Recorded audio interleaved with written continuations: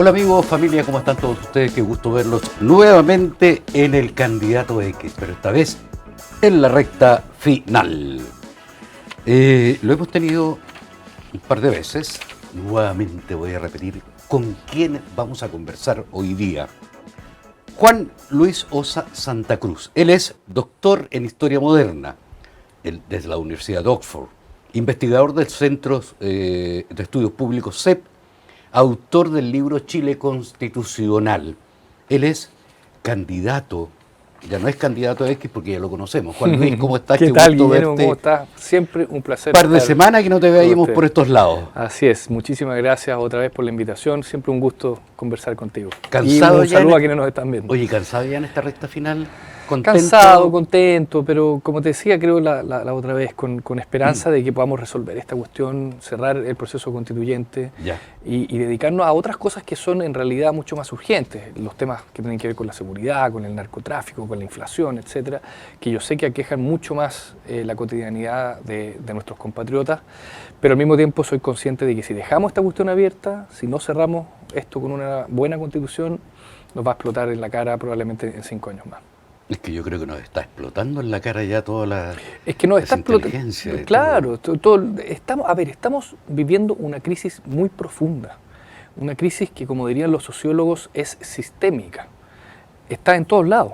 Hay una crisis económica, hay una crisis social, hay una crisis política y hay una crisis constitucional, ni más ni menos. ¿Caldo de cultivo para el populismo? Caldo de cultivo para el populismo, absolutamente. Y por eso que yo soy partidario de que reforcemos nuestra democracia representativa.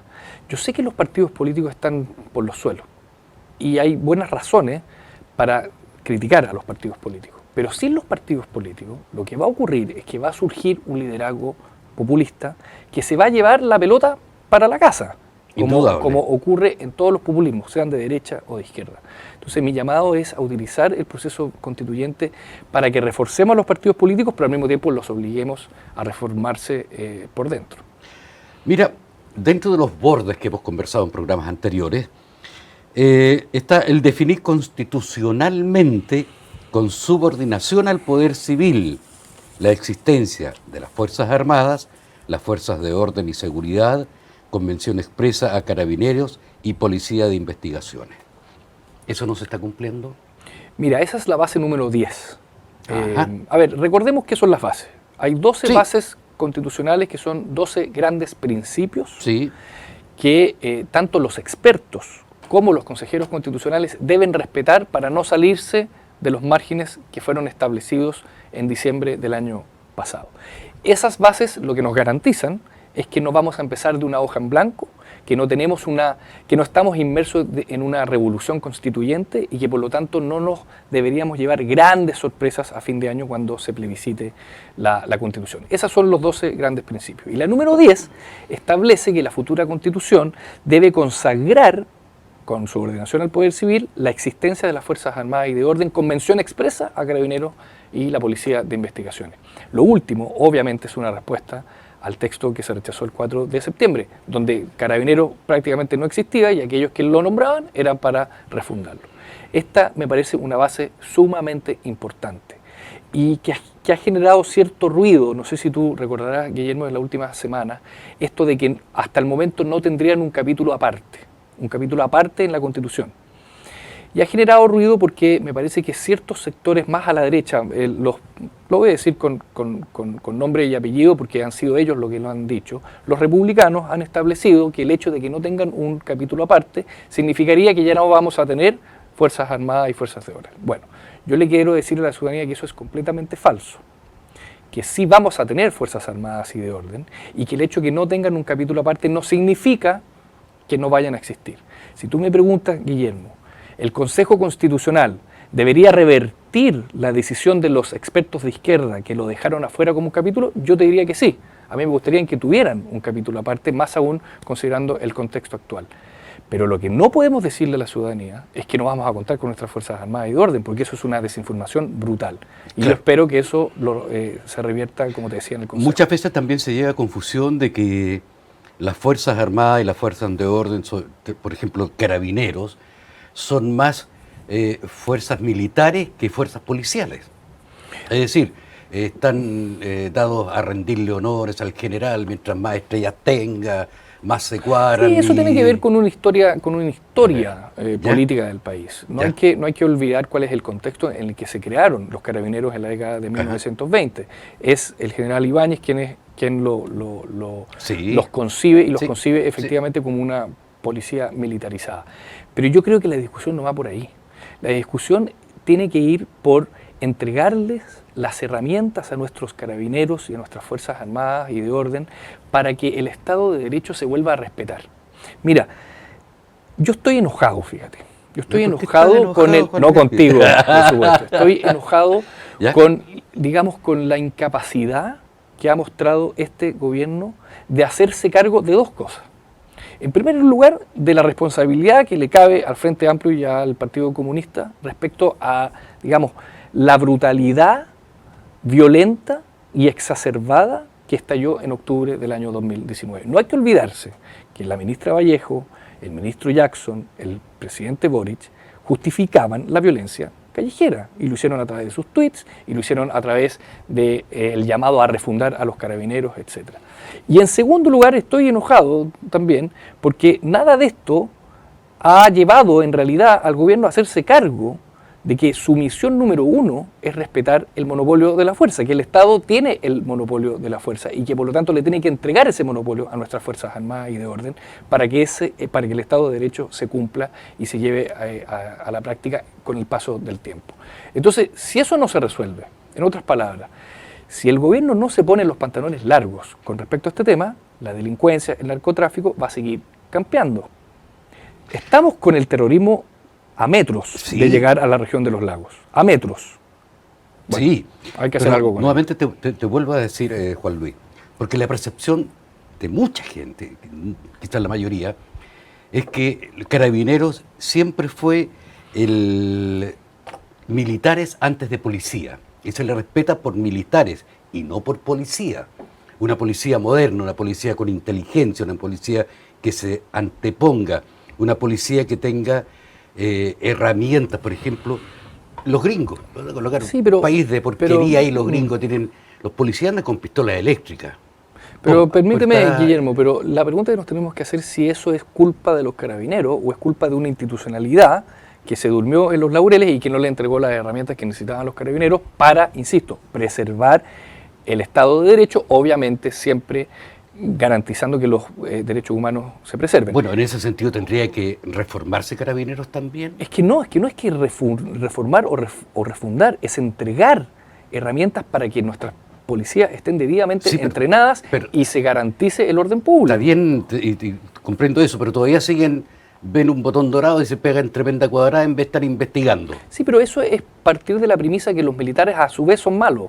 No, es que no son malos. Son militares y los carabineros para defendernos en las fronteras. Sí, pero claro. No solo eso, ojo, porque si no hubieran existido los estados de excepción, los militares no habrían podido funcionar en los incendios. Así que no es solo una cuestión, de orden externo, ¿ya? Y por eso, insisto, en la base número 11 se establecen 4 estados de excepción.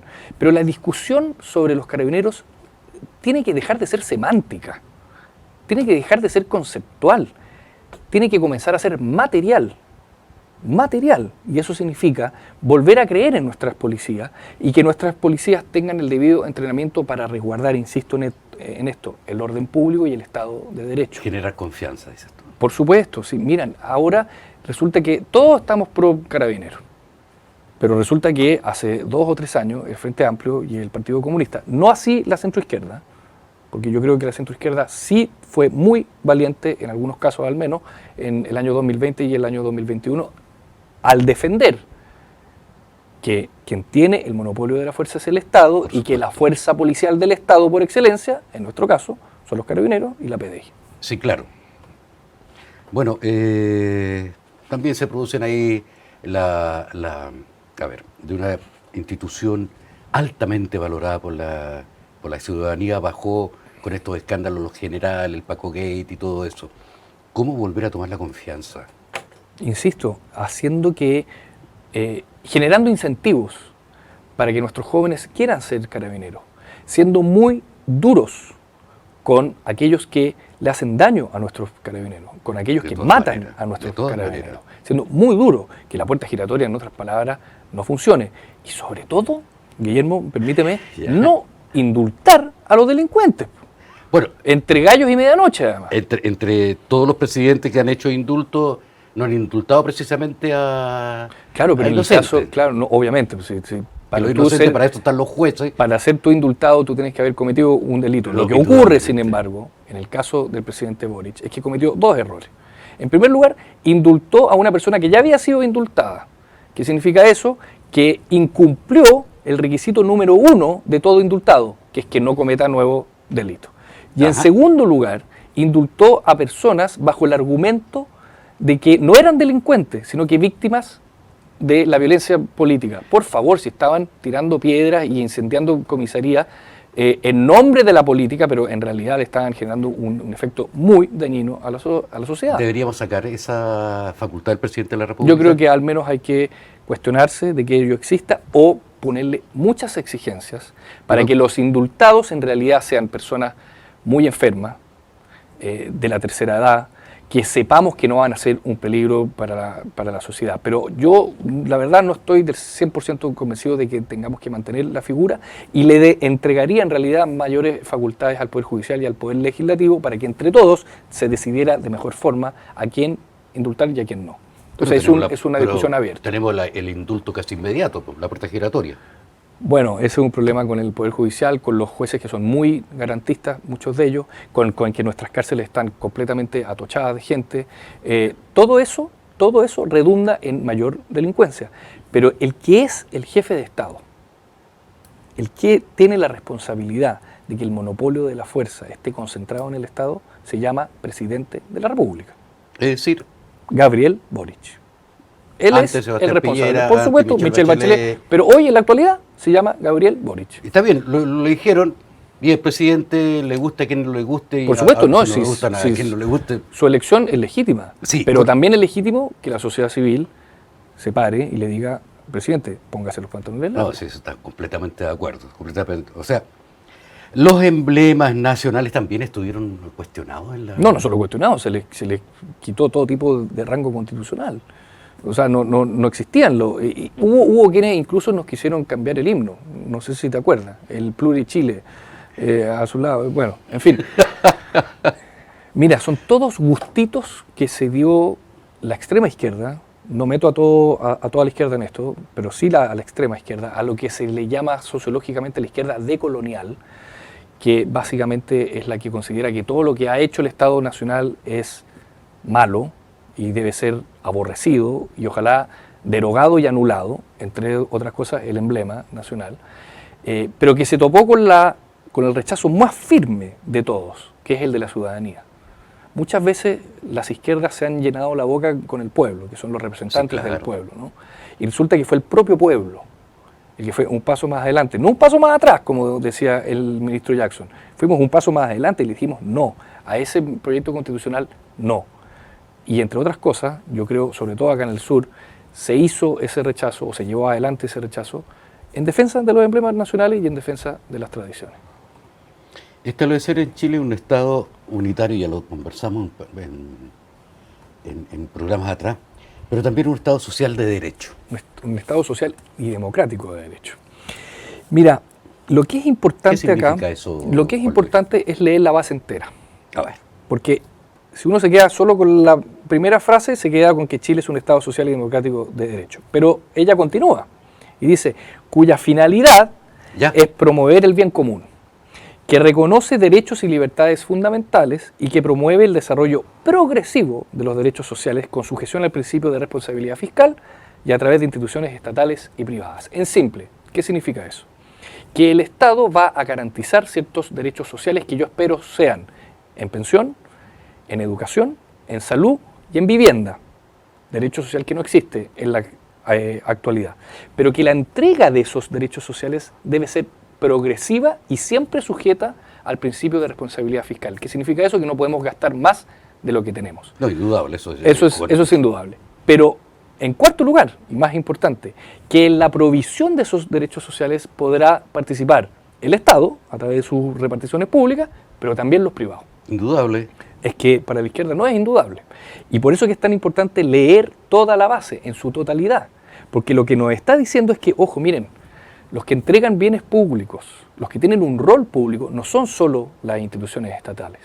Hay particulares, hay privados que también generan un bien público. Y el caso más claro, más específico y más histórico además, tiene que ver con la educación particular subvencionada, que me acuerdo que hace 2 semanas la conversamos, ¿no? Mira, hay un mito de que las subvenciones particulares, las subvenciones del Estado a los colegios particulares, habría sido un invento de los vouchers de los Chicago Boys, de Milton Friedman, hace 40, 50 años. Bueno, eso es completamente falso, porque en realidad la primera subvención en el Estado republicano, en el Estado nacional, se llevó a cabo en 1827. ¿Por qué? Porque los gobiernos republicanos, digamos, después de la independencia, los que estaban construyendo la república, se dieron cuenta que ellos no llegaban a las zonas alejadas y que por lo tanto iban a necesitar de muchos particulares a la iglesia u otras iglesias o no para darle escolaridad a los niños y niñas en este país. Y esa relación, esa alianza público-privada ha existido en la educación y yo creo que perfectamente se puede seguir fomentando y llevarla a otros ámbitos. ¿Por qué una empresa que pueda entregar vivienda digna, que hace bien la pega y que está bien fiscalizada, no va a poder participar del Estado Social y Democrático de Derecho, así como ocurre en realidad en Alemania? ¿Por qué todo lo va a concentrar el Estado? Indudable, indudable. Y también con eso se ayuda a las pymes, a los pequeños. Además, por supuesto, exactamente. Ahí, no los grandes empresarios, porque los grandes empresarios se defienden solos, pero estos chiquititos... Exactamente. Y cuando lo hagamos, cuando esto quede debidamente establecido en la Constitución, lo que le vamos a estar diciendo a los chilenos es que estamos entendiendo el Estado no como sinónimo de gobierno, sino como sinónimo de reparticiones público-privadas que están al servicio, tal como lo dice la nota, de promover el bien común. Eso es. Así lo establece esta base número 5, y por eso es tan importante leerla entera. De todas maneras. Yo no voy a revolver las pelotitas hoy día, ¿eh? Yo ya tengo susto con estas pelotas. ¿Ah, sí? No, digo. Aunque te dé susto, ya. Yo no voy a meter las manos ahí. Vamos a irnos por la 3. La número 3. ¿Cuál es mi cámara? Ahí está, esa es tu cámara. La número 3. Vamos a una pequeña pausa, ya volvemos con la pregunta número 3 para Juan Luis Bosa. No se separen, volvemos.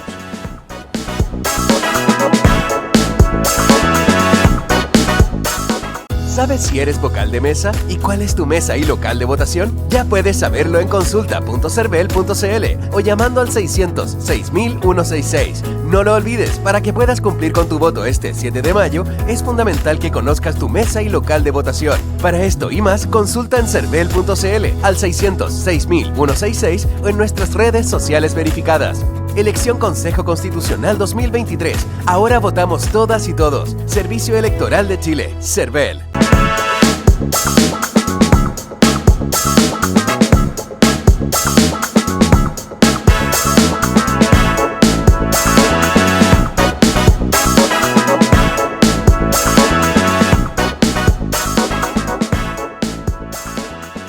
Hola, mi nombre es Esteban San Martín, soy abogado y quisiera preguntarles a los candidatos al Consejo Constitucional cuál es la evaluación que realizan respecto del trabajo que ha desarrollado hasta el momento la comisión de expertos. Si es que están satisfechos con el trabajo, les es indiferente o están disolucionados, y si es así, ¿en qué aspectos o qué aspectos consideran más relevantes? Ya estamos de vuelta en Candidato X, la recta final. Ahí está la pregunta, ¿tanto miedo en sacar las bolitas? Bueno, muchas gracias, Esteban, por la que me parece una muy buena pregunta. Déjame hacer un poquito de historia. Vamos. ¿Y por qué llegamos a tener expertos? En el proceso constituyente pasado se prometió que sería la ciudadanía a través de personas supuestamente indicadas e idóneas las que iban a escribir la Constitución. Sí, claro. Vimos, sin embargo, que muchas de esas personas que fueron elegidas popularmente, y su legitimidad es completamente correcta, digamos, no tenían las capacidades ni la idoneidad para escribir una cosa que es muy técnica, que es una Constitución. Entonces, cuando se aprobó continuar el proceso constituyente, se hizo bajo la condición de que tendríamos nuevas reglas. Y dentro de esas nuevas reglas estarían la presencia de los expertos, de 24 expertos elegidos en el Congreso a partir de los partidos que tienen representación en el Poder Legislativo. Y esas 24 personas, en general, son todas constitucionalistas, 12 hombres, 12 mujeres, que han dedicado su vida al estudio del funcionamiento de las constituciones. Y los expertos tienen el rol, el papel, de redactar un borrador constitucional, a partir de las bases que hemos estado analizando a lo largo de esta última semana. Ese borrador constitucional es el que le tienen que entregar a los consejeros constitucionales a principios de junio. Yo espero ser elegido en la elección del 7 de mayo y por lo tanto recibir el borrador y trabajar sobre ese borrador, para que en noviembre de este año tengamos una nueva constitución que sea plebiscitada el 17 de diciembre. ¿Qué es lo que han hecho hasta ahora los expertos? Han trabajado en primer lugar sobre un índice. Ya. Ellos redactaron un índice y llegaron a la conclusión de que habrían ciertos capítulos. Y además, luego se han puesto a la labor de darle carne a ese índice, ¿sí? Para que tengamos un borrador ojalá lo antes posible. Y hasta el momento, en tiempo récord en realidad, hemos logrado que grandes temas sean consensuados unánimemente. Por ejemplo, que vamos a continuar con el sistema presidencial, pero que este debe ser reformado de forma tal de que garantice una mayor eficacia y gobernabilidad, que son los temas que hemos estado analizando discutiendo en las otras entrevistas, ¿no? Yo tengo una buena visión, no solo de la existencia de los expertos, y por lo tanto del cambio de las reglas, y que contemos ahora con expertos, sino que también del trabajo que han llevado adelante. ¿Son expertos los expertos? Yo diría que en un 95% son expertos los expertos. Ahora, quien tiene la decisión final respecto a cómo queda el artículo en la Constitución es la ciudadanía a través de sus representantes, a través de los consejeros constitucionales. Si hay grandes diferencias sustanciales entre lo que digamos nosotros los consejeros constitucionales y los expertos, se creará una comisión mixta y llegaremos a un consenso para obtener los 3/5 de los votos, ya no es por 2/3, los 3/5 de los votos para llegar al mejor artículo posible. En resumidas cuentas, estamos no solo ante un proceso constituyente con reglas muy distintas, sino que además con muchos filtros, para que no se infiltre, valga la redundancia, aquel que no es experto o aquel que no está mirando el sentido común. Es decir, tú puedes incluir nuevos temas en Por supuesto que sí, tú lo que no puedes hacer es salirte de estas bases constitucionales. Pero claro, por supuesto que puedes introducir nuevos temas y, digamos, la carne que le des a cada uno de estos principios va a ser el resultado de la discusión democrática, de la discusión deliberativa que se va a dar dentro del Consejo Constitucional. Pero va a ser, al final de cuentas, una simbiosis entre lo que produzcan los expertos, entre lo que decidamos los consejeros constitucionales y lo que vote la ciudadanía el 17 de diciembre con voto obligatorio. También. 7 de mayo, 7 de mayo y 17 de diciembre y para siempre, en realidad, porque ya llegó para quedarse el voto obligatorio. ¿Eso también va a estar en la Constitución? Así espero. Así espero, como también espero que en la Constitución se establezcan los principios del futuro sistema electoral que permita otra vez eficacia y gobernabilidad. ¿Voto de 16 años en adelante? No estoy de acuerdo con eso. No estoy de acuerdo con eso. Sí estoy muy de acuerdo con que hayan, digamos, métodos, programas educacionales que incentiven la educación cívica para que nuestros niños de 18 lleguen a votar informadamente. Volvemos a la educación. Obviamente. Pero darle digamos, la potestad, la prerrogativa a un niño de 16 años para elegir a las autoridades no me parece una buena idea. 18 años. Sí, por supuesto que sí, a los 18 años. Y 18 es mi número, aunque no lo creas, en la lista. 18 años tienes. No, 18 es el número en la papeleta. Otro gol que la semana pasada me dejaste boteando media cancha. Me dejaste boteando. Pero también con el arquero tirado, todo el arco a disposición, claro. Así que era más difícil echarla afuera. Oye, ¿el voto extranjero también obligatorio? ¿Los chilenos que están en el extranjero? Yo así lo creo. Mira, yo no creo en la ciudadanía de primer y segundo orden. Y por lo tanto, si tú, por mucho que estés en el extranjero, eres un ciudadano chileno, deberías tener los mismos derechos y deberes. Obvio. Por supuesto, porque además las razones por la cual uno puede llegar a vivir en el extranjero son múltiples, son muy distintas. Incluso pueden ser, digamos, no deseadas. Y aún así tú querer participar de la elección nacional. No estoy de acuerdo con que aquellos que viven en el extranjero puedan decidir localmente, la autoridad local, porque no viven en la comunidad. Ajá. Pero sí son parte de la nación, aunque no estén en el país. O sea, sería para las presidenciales, ¿no? Para las presidenciales, así es. ¿Reelección del presidente? No, yo alguna vez fui partidario de la elección presidencial, de la reelección presidencial, pero en realidad ya no. ¿Por qué? ¿Por qué? Porque creo que es muy probable que en el año 3 los presidentes o presidentas se dediquen más bien a llevar adelante su reelección, a gastar recursos del Estado en reelegirse más que en gobernar. Sí soy partidario de que el periodo aumente de 4 a 5 años. ¿No a 6? Yo creo que 6 puede ser un poquito mucho. ¿Por qué mucho? A ver, 4 es muy poco. Y claro, 6 es muy poco. Algún humorista dijo, 6, no sabe nada, entra, justo cuando aprende lo sacan. Lo sacan. 4 definitivamente es muy poco. 6 se puede transformar en una pesadilla. Me quedo por el centro, que es generalmente lo que tiendo a hacer en mi vida también, y jugármela para que el periodo dure 5 años y se pueda reelegir solo una vez, que es lo que los expertos han concluido, al menos hasta 5 años y una reelección. Así es como está discutiéndose en la actualidad. No sería malo, ¿eh? No, yo creo que no sería malo, pero yo creo que la reelección indefinida no es buena. No. Y también, como ocurre en México, un sexenio y todos para la casa, tampoco me parece una buena idea. Ay. Oye, ¿las AFP pierden el zapato eso? Las AFP son...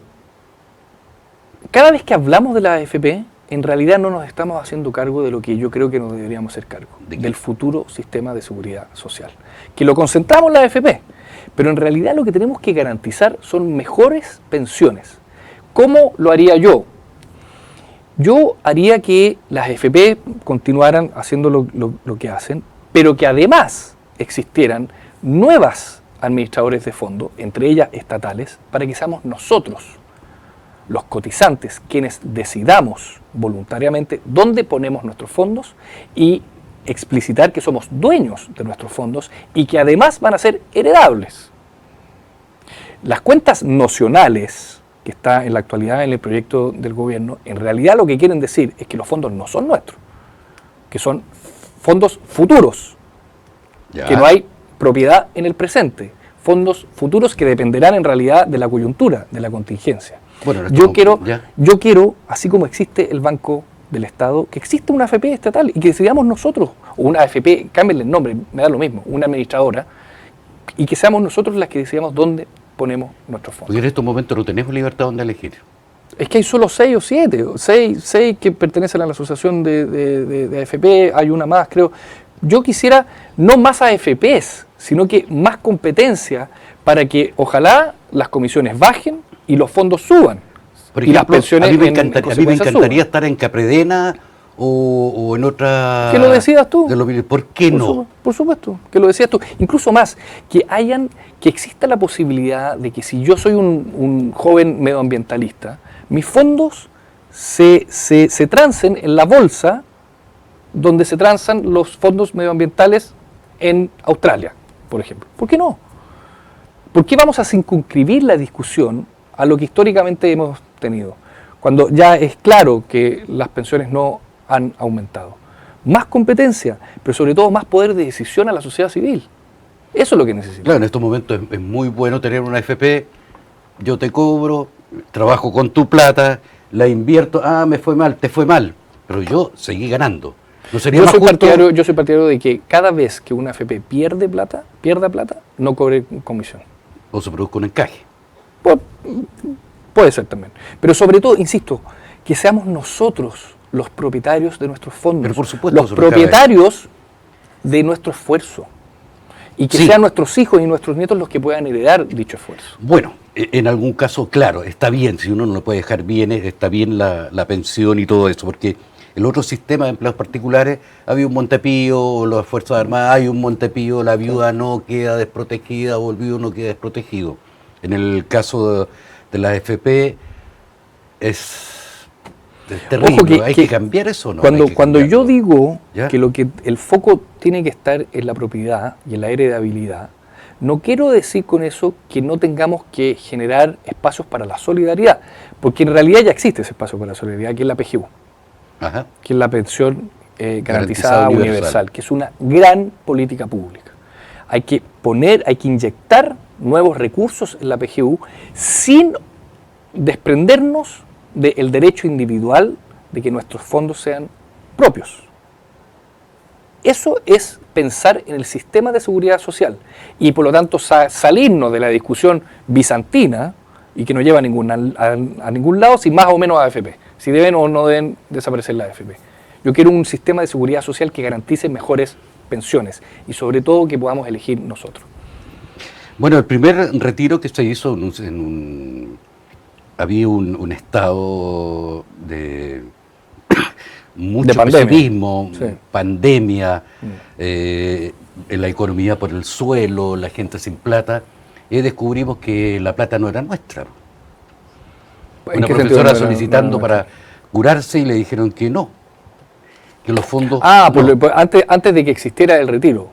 Sí, claro, o sea, antes que existiera el retiro y también el retiro pero, hubo que pasar para decir, para salvarse hubo que pasar. Tú estás confundiendo las cosas. Por favor, acláramelo. Porque en realidad lo que le dijeron a la profesora es que la plata era de ella, pero que no la podía sacar, que la tenía que utilizar para su vejez. Entonces luego, sí es de ella, pero que debe ser utilizada para su vejez y su pensión. Luego vino, estoy haciendo historia, vino la discusión sobre los retiros.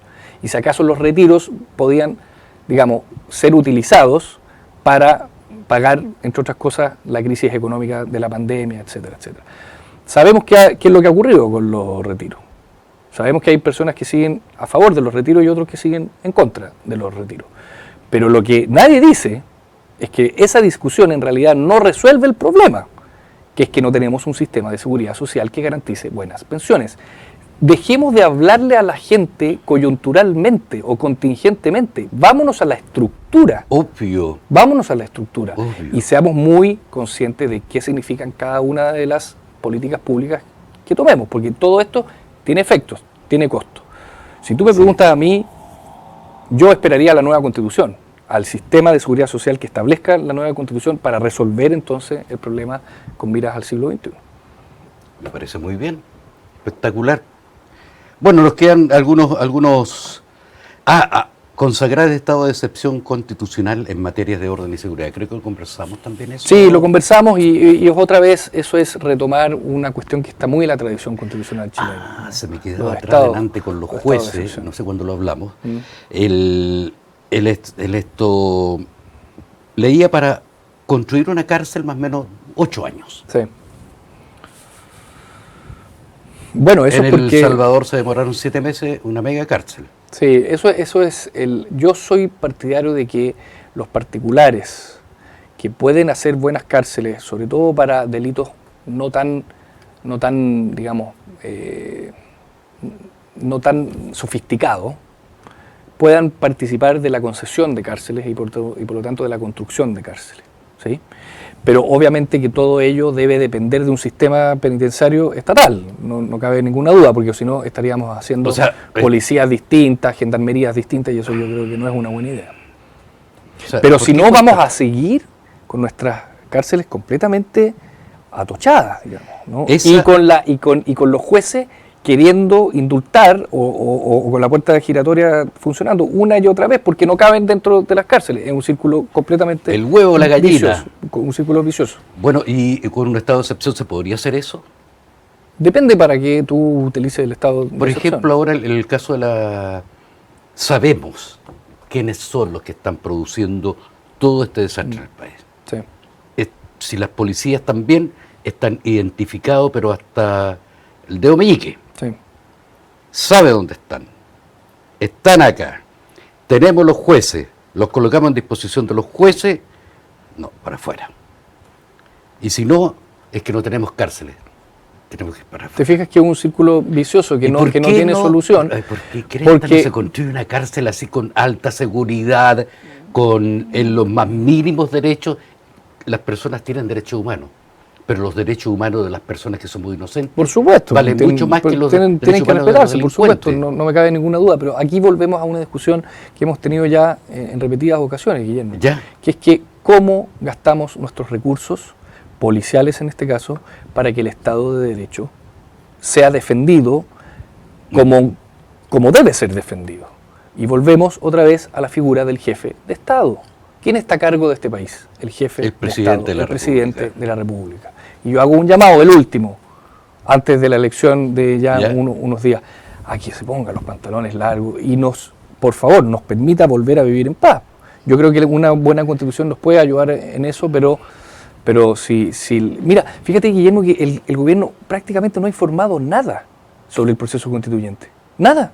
Es el CERVEL y la Franja, el CNTV, los que han dicho algo. Yo me voy de radio en radio, de televisión en televisión. Exactamente. Pero nosotros somos la sociedad civil. No, de todas maneras. ¿Te fijas? ¿Cuál es tu cronograma? 7 de mayo. 7 de mayo.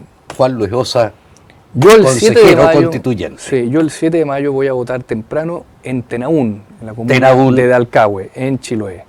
Y luego muy probablemente voy a ir con mi mujer y mi hija a Puerto Montt a visitar ciertos colegios, ciertos amigos.